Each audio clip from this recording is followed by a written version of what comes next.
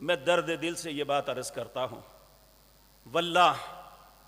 آج ہمارے اندر جو سب سے بڑی کوتاہی اور خباثت ہے وہ رزق حلال کی طلب نہ کرنا۔ ہر انسان الا ماشاء اللہ، سب انسان ختم نہیں ہوئے، وگرنہ سارے ہی برے ہو جائیں تو اللہ اسی دن قیامت کو قائم کر دے گا۔ بہت سے لوگ ہیں، اللہ ہمیں بھی ان جیسا بننے کی توفیق دے، جن کی زندگی کا مقصد صرف رزق حلال ہے، اور ہم جتنی بھی عبادات کرتی ہیں ان سب کا انحصار رزق حلال کے اوپر ہے۔ اگر ہمارا رزق حلال نہیں تو ہماری نماز نماز نہیں، اگر ہمارا رزق حلال نہیں تو ہمارا خرچ کرنا کسی کام نہیں،